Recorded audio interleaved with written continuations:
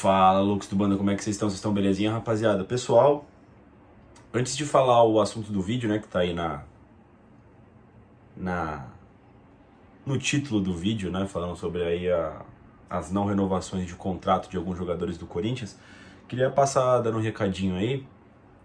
Como já estamos em dezembro, já acabou as participações do Corinthians neste ano de torneios de futebol, né, enfim, a temporada tá encerrada. Eu vou fazer uns vídeos tipo de retrospectiva, né? Igual eu fiz ano passado, não sei se vocês lembram aí, pra quem é mais antigo no canal, falando de assuntos específicos, né? Do decorrer do ano, né? Então, ou seja, fazer uma retrospectiva do Paulistão, da Copa Sul-Americana, da Copa do Brasil, Copa Libertadores, Campeonato Brasileiro, falar sobre a diretoria, falar sobre os técnicos, um outro vídeo falando da parte defensiva do Corinthians, dos jogadores, um por um, né? Todo meio campo, dos atacantes, né? Cada vídeo passando toda a linha cronológica desse determinado assunto, né? Por assunto em si, né? Enfim, atacantes, goleiros, defensores, né? Campeonatos, diretoria, comissão técnica, né?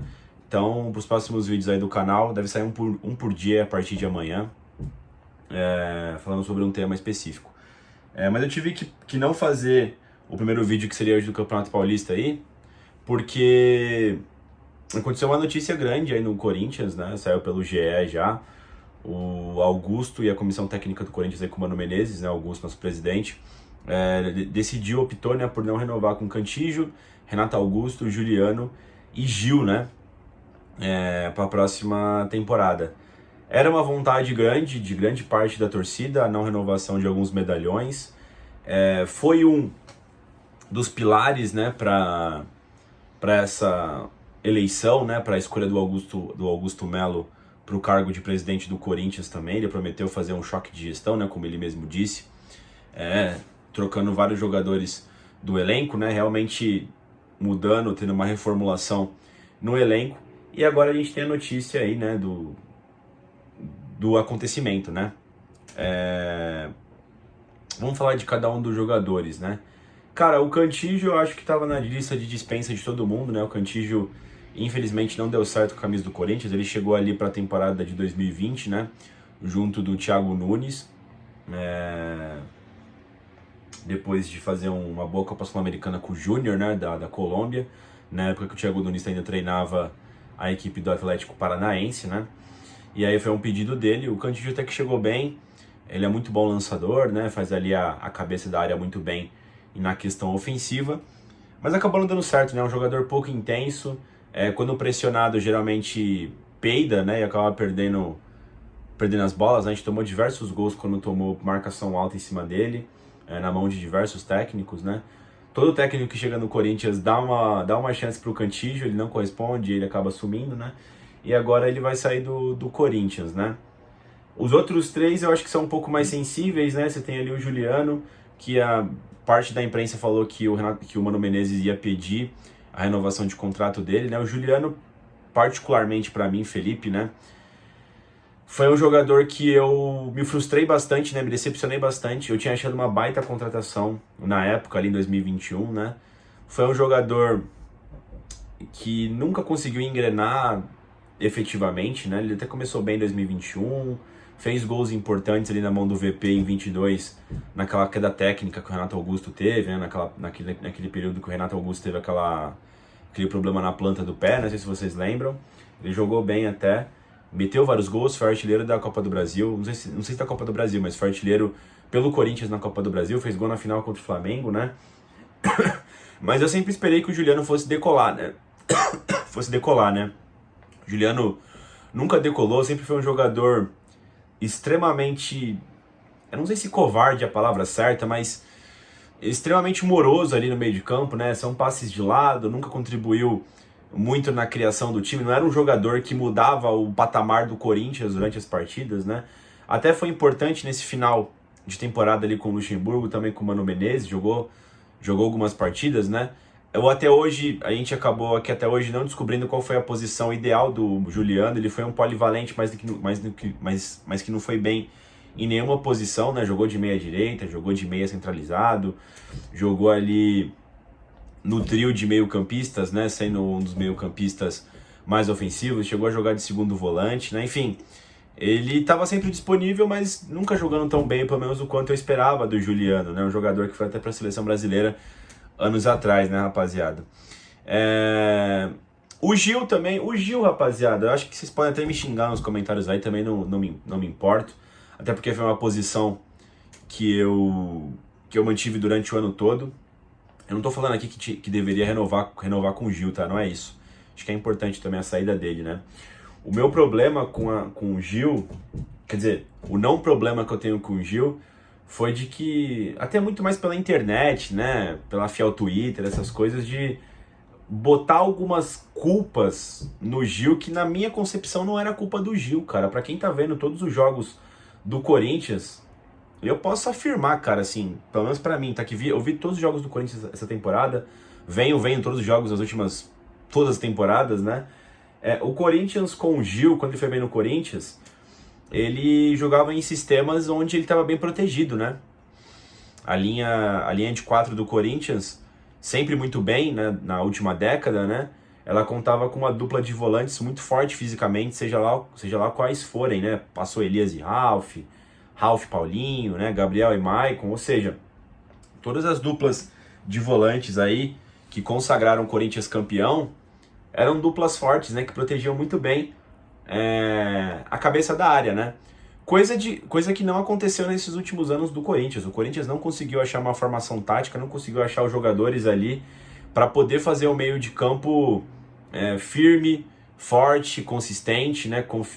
Que passa confiança para a equipe. A gente conseguiu ali um período com o Vitor Pereira ali com o Fausto Vera de primeiro volante, né?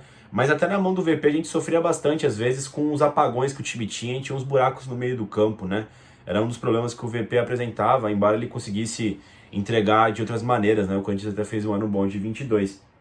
Mas em 23 mesmo, o Corinthians, até com a falta de continuidade de trabalho, né? Tiveram diversas trocas de técnico durante o ano.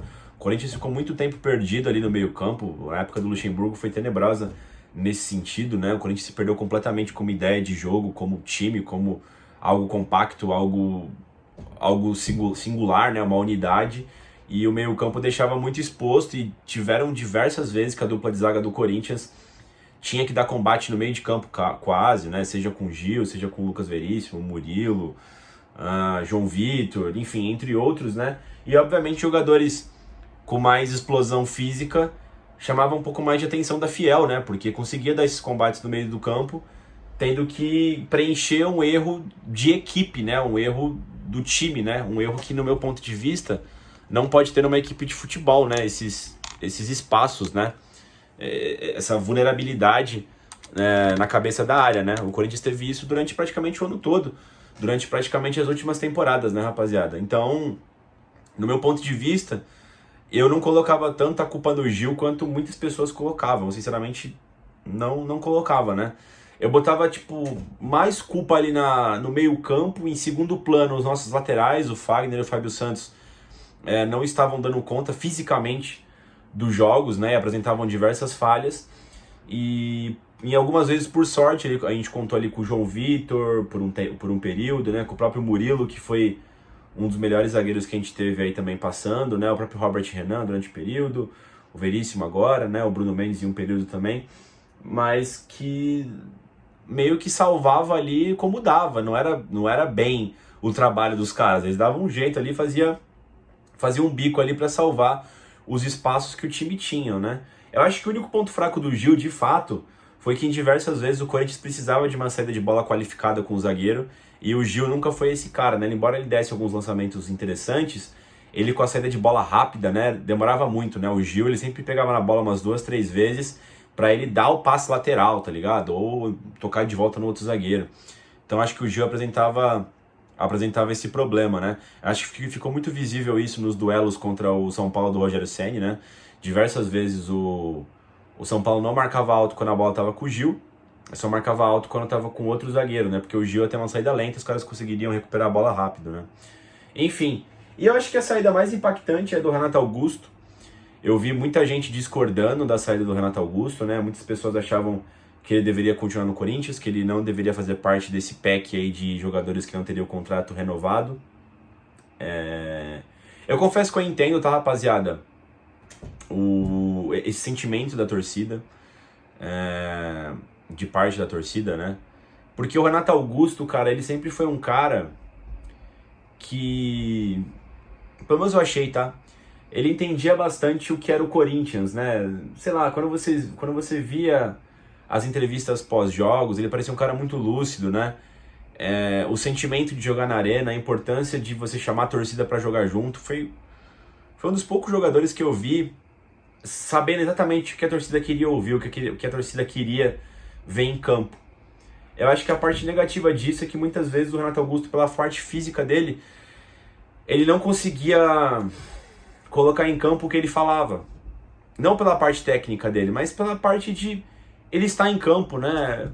Pô, essas últimas 3 temporadas que a gente contou com o Renato Augusto, né? Essas 2 temporadas e meia que ele jogou na metade de 21, a vida do corintiano foi, pô, quando o Renato Augusto voltar, a gente pode ter uma chance. Cara, isso aí perdurou durante todas as temporadas, né? A gente dificilmente teve o Renato Augusto 100% pra jogar pra gente. Quando tinha, ele jogava um jogo, já no segundo estava meia bomba, no terceiro se arrastava, precisava se recuperar no quarto, para talvez ele voltar no quinto, no sexto jogo. Então assim, pessoal, eu fico muito com a frase que o Mano Menezes utilizou quando ele chegou no Corinthians, ali na coletiva de apresentação. Que ele falou que é importante você ter um jogador-chave no time, um jogador com muita qualidade técnica, que o time joga em função dele, mas que esse jogador ele precisa estar em 80%, 90% das partidas do time, porque quando ele não estiver, o time vai sentir muita falta dele e vai jogar pior do que o time jogaria sem a existência dele, né? É uma verdade que eu assino embaixo do Mano Menezes, era o que eu sentia do Corinthians. Se no primeiro semestre ali, em 22, alguns jogos, se o Corinthians era uma máquina com o Renato Augusto, demonstrou em campo que tinha potencial, o Corinthians ele ia muito mal sem o Renato Augusto. E o problema era, a gente jogava mais vezes sem o Renato do que com o Renato, né? E quando eu digo com o Renato 100%, com o Renato decisivo. Porque nessa reta final parecia também que o Renato Augusto estava meia bomba, enfim, não estava 100% fisicamente para poder ajudar o Corinthians, né, rapaziada? Pelo menos era esse sentimento que eu tenho. E eu nunca acreditei que o Corinthians poderia encontrar um reserva para o Renato Augusto, um nome para poder continuar o legado do Renato Augusto, porque o Renato Augusto é um jogador muito one of a kind, né? Ele é muito diferente, cara. É um jogador que talvez não exista mais no futebol. E eu acho que a continuidade dele no Corinthians serviria como muleta, né, para a diretoria, para os técnicos, né, para o Corinthians ficar nessa gangorra, né? E a gente não vai ter o Renato Augusto para sempre. Uma hora ou outra ele teria que sair, até pela questão da idade. E o Corinthians teria que dar um move on, né? Teria que seguir a vida. E você vê diversos outros times que têm sucesso e não possuem um jogador nem perto, nem parecido com a qualidade do Renato Augusto. Então eu acredito que o momento do Corinthians agora é você entender o que o técnico quer. No caso do Mano Menezes, né, que tem uma ideia, sempre teve ideias boas de reformulação. E eu acho que a gente precisa de uma equipe mais forte fisicamente, cara. O futebol moderno requer mais pulmão, requer mais vitalidade, requer força física, requer uma marcação comprometida. E sei lá, cara, não sei se pela idade, não sei se por característica dos jogadores. Muitas vezes a gente ouviu durante o ano, por parte de vários técnicos, né, com o VP, no último ano não, nos últimos anos, né, com o VP, com o Mancini, com o Thiago Nunes, depois com o Luxemburgo, de que o Corinthians era uma equipe sem intensidade, né?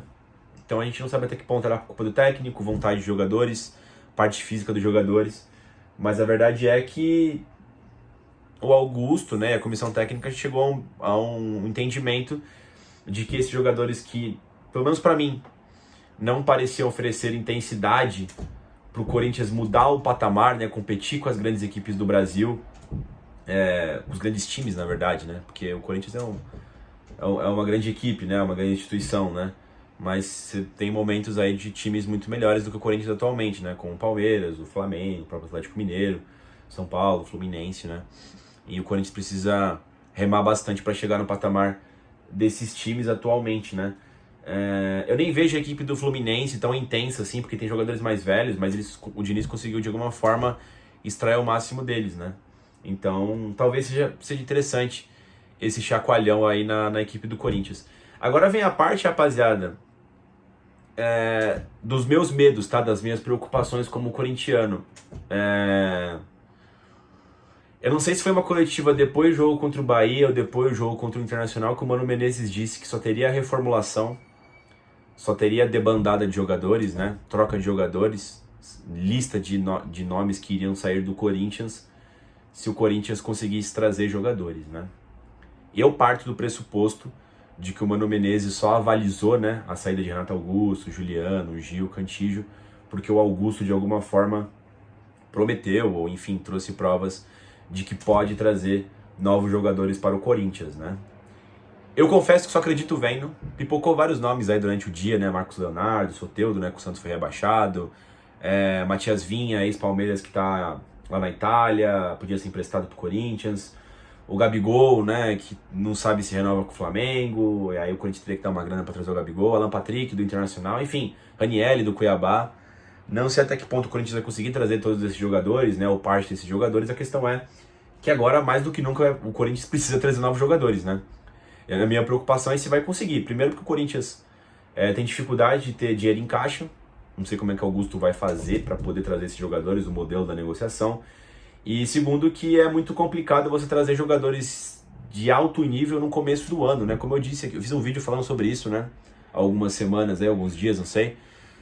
O modelo de futebol internacional, né? Como o futebol tem se comportado, são que as grandes contratações chegam no meio do ano, né?